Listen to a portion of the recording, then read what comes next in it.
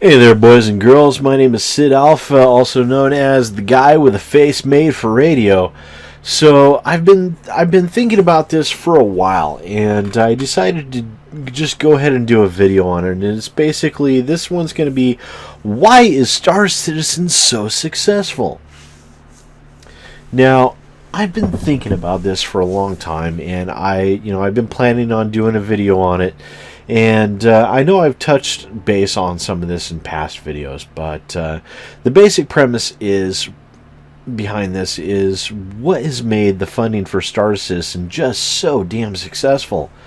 How has what up until recently, for all intents and purposes, a dead genre, such a resurgence even been possible?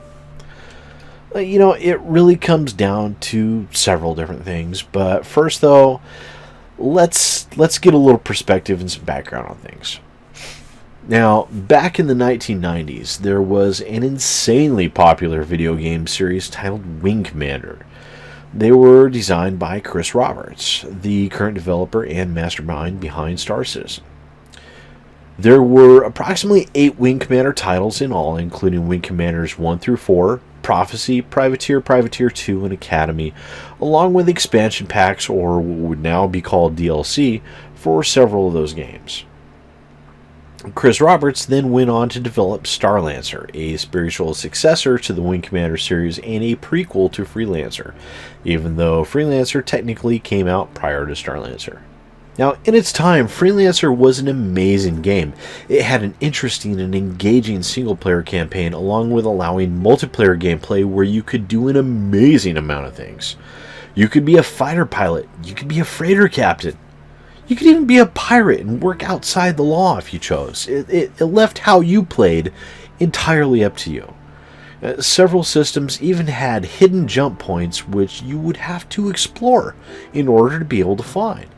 And it was an absolute gem of a game that people still play to this day, over a decade after its release. Now, Freelancer also gave hintings at a very early attempt at the Holy Grail video game. Now, by Holy Grail, I mean what Star Citizen intends to be, a truly open experience where you could quite literally do whatever the hell you want. Want to play FPS? You can. Fighter pilot, freighter captain, explorer, engineer, pirate, planetary explorer, miner, yeah, it's got you covered in all those areas, plus so many more. At least that's where Chris Roberts wants the game to end up.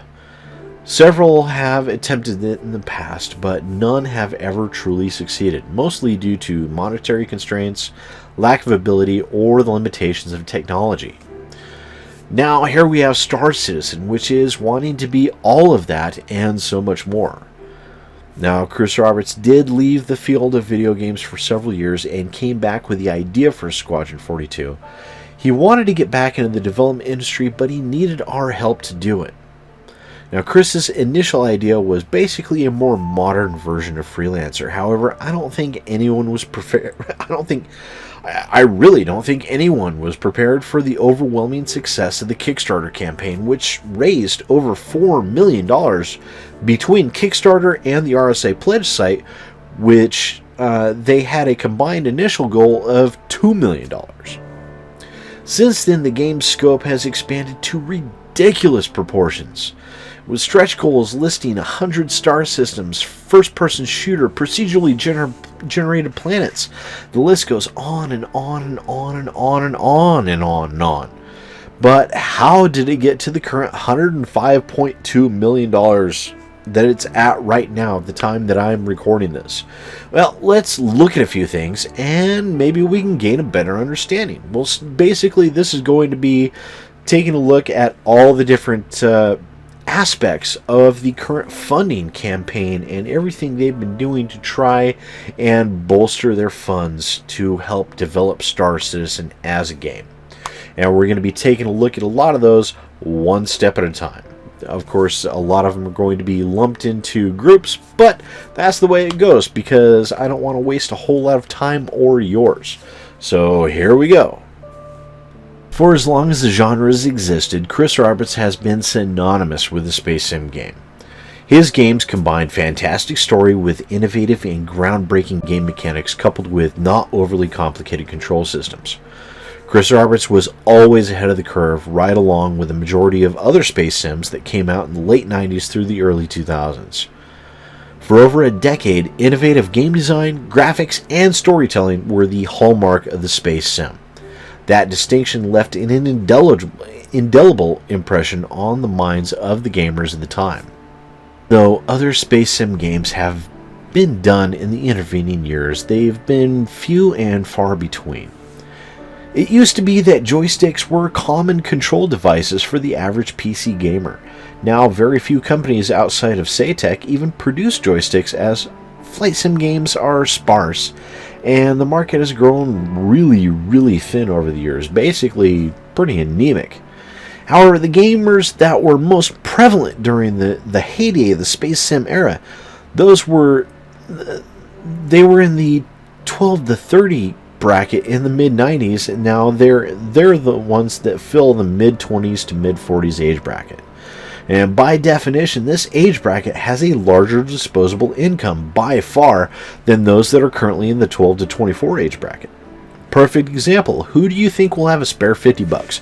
A 12-year-old or someone that's 34? More often than not, you would go asking the 34-year-old for that $50 than you would the 12-year-old. And basically, with a space sim genre game like this, it's asking the same thing that you would there with that $50 bill. This one 100% to Sandy Gardner, and this is also going to be the one that's probably going to upset the most amount of people, because it will cause a slight amount of discomfort, and it will make people feel like I'm trying to lash out at them, and that's very much not the case. But laying that aside, guys, you have to remember I am doing this as objectively as I can.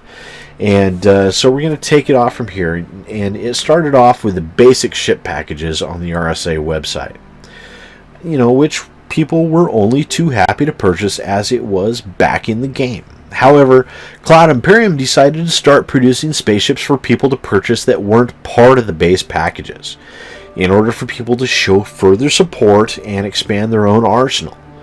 From there, Cloud Imperium decided to also produce limited edition spacecraft, quote-unquote rare spacecraft that were, by nature, relatively expensive compared to their general release counterparts, some even reaching the $900 to $1,200 price range.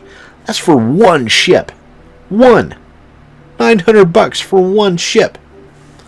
Now, it has to be remembered that all of these ships are 100% digital, and it doesn't matter whether there is one in the game, or 100,000, or 10 million.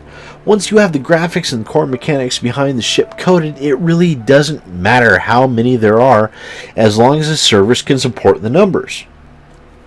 However, stating that only a specific arbitrary number are to be released creates an artificial groundwork for supply and demand. Basically, it forces the illusion of rarity where none actually exists. Cloud Imperium's proven the fact better than I could by holding sales, where they could offer a limited re-release of quote-unquote rarefied ships for a limited period of time for a reduced or original cost, which also serves to cheapen and tarnish the illusion of the rarity of the ships upon their initial release for those that chose to purchase the ships at that time. Now, it's all smoke and mirrors, though. Digital ships hold the same rarity as anything digitally provided. Basically, there is no rarity except for the artificial idea of one that is provided by the developers and accepted by the consumers. Without the acceptance and allowance of both the developer and the consumer, the fallacy of the digital rarity wouldn't even exist. It's a clear situation of it takes two to tango. In one instance where the consumer is willfully and knowingly relinquishing power to the developer, which, I'm sorry, I don't care who you are or who they are, it's never a good idea to relinquish your own power to the people attempting to take your hard-earned money from you. It's your money.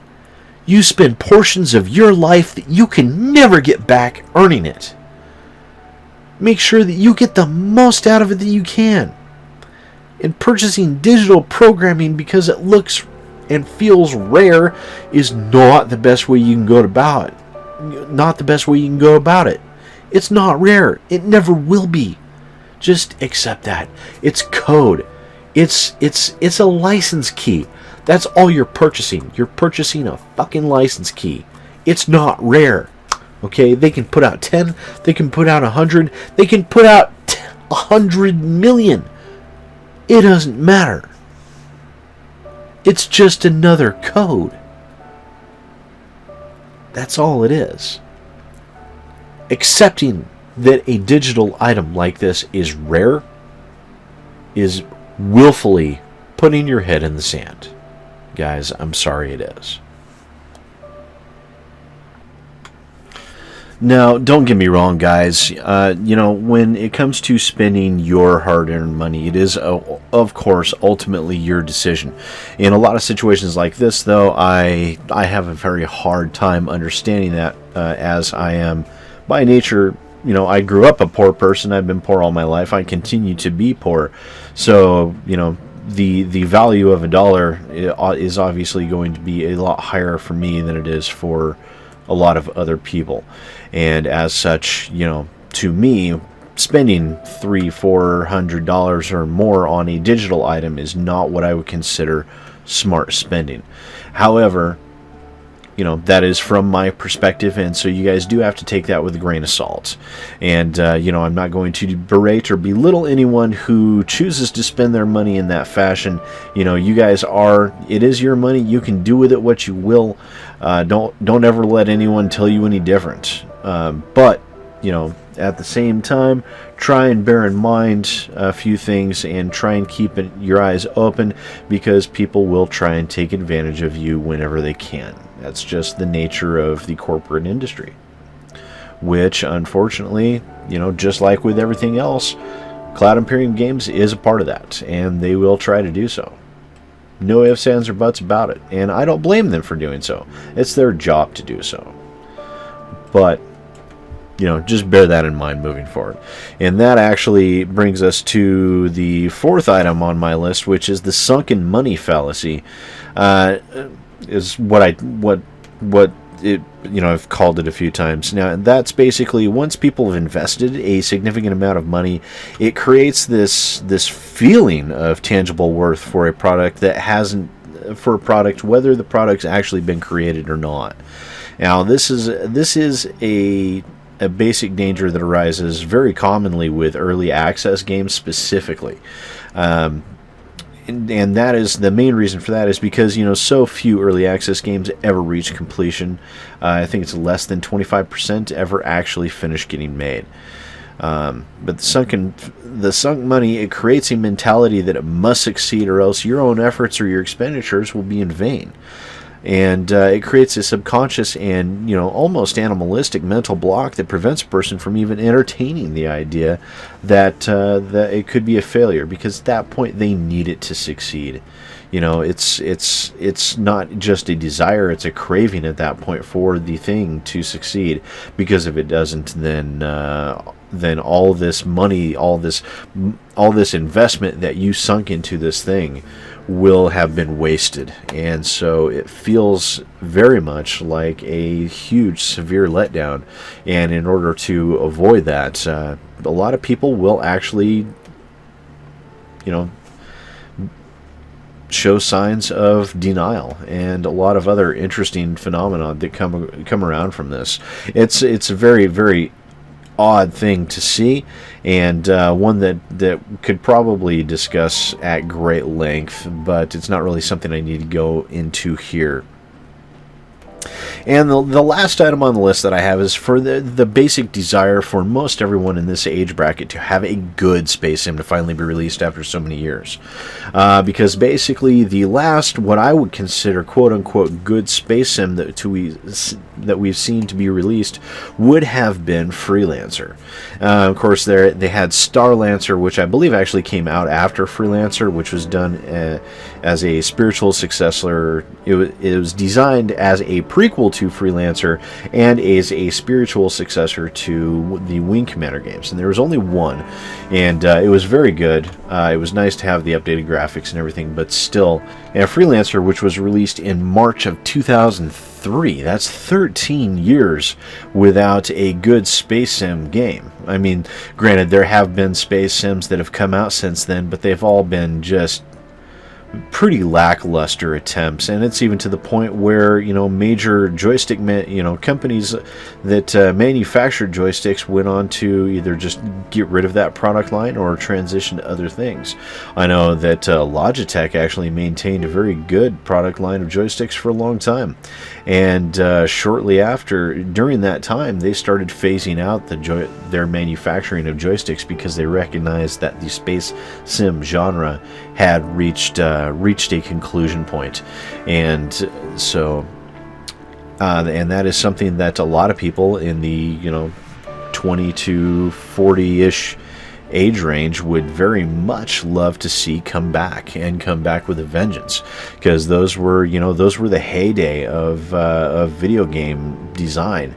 And you saw a lot of innovation and new things and new tricks being thought up and tried all the time.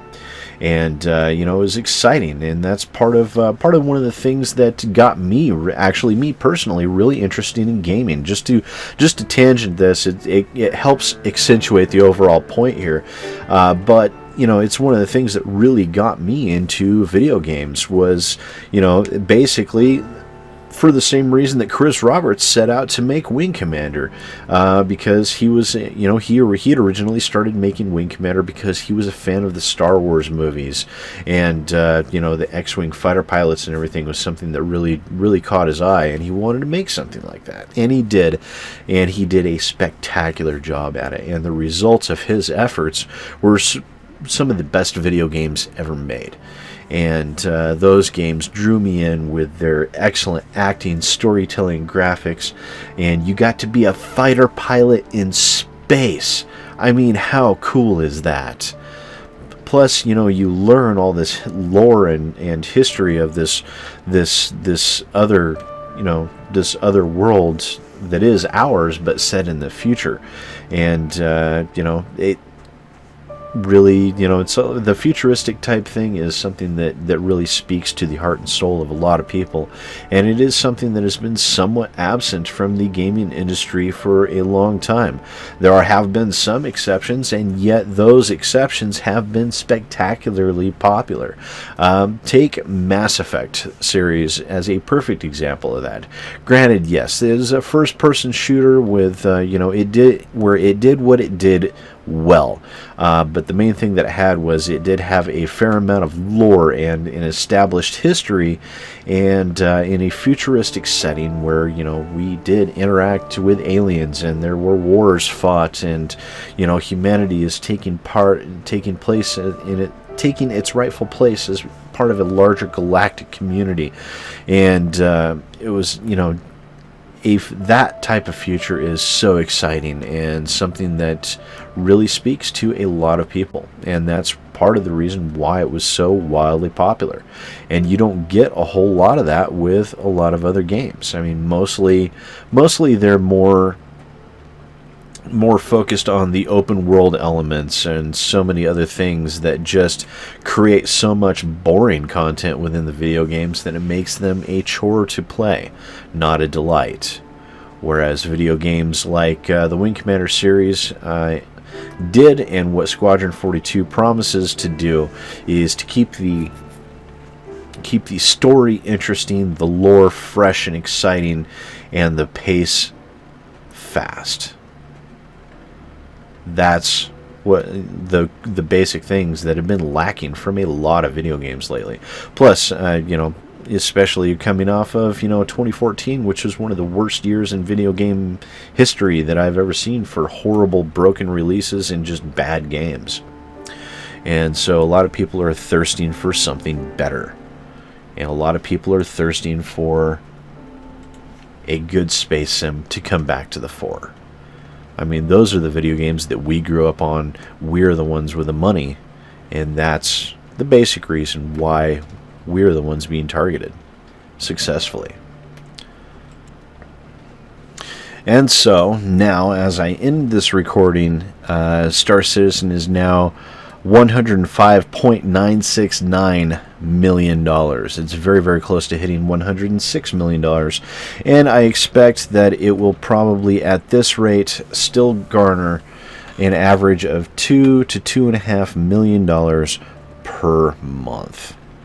The funding is starting to slow down a little bit, but as more things come out, it will speed back up again. Once Squadron 42 comes out, there will be a large resurgence in cash flow. So there it is, boys and girls. That is my list on why Star Citizen is so successful as a crowdfunding campaign. If you have any ideas, thoughts, comments, likes, dislikes, please don't be shy. Feel free to share them down below. And I really hope you guys enjoyed it. I had a lot of fun thinking about the different aspects of this stuff, and it was interesting for me to record. So, once more, I don't have much else to say. It seems like I always have a hard time wrapping up these things. I just want to keep talking to you guys. But I do have to end it here. I've got to get some food and go get some rest. I got to take my daughter to school tomorrow, so got to wake up a little bit early. Anyways, regardless, guys, thanks again for watching. I love you, and I'll see you next time. Hey folks, SidAlpha here. If you enjoyed this video, please remember to like, subscribe, and share. If you want to check out some other First Impressions videos, feel free to click on the link on the left. If you're interested in staying more up to date with what's happening in the PC gaming community, feel free to click on the link to your right. The subscribe button is down at the bottom. Please show your support and punch that evil thing as hard as you can. And once again, thanks for watching. I appreciate it.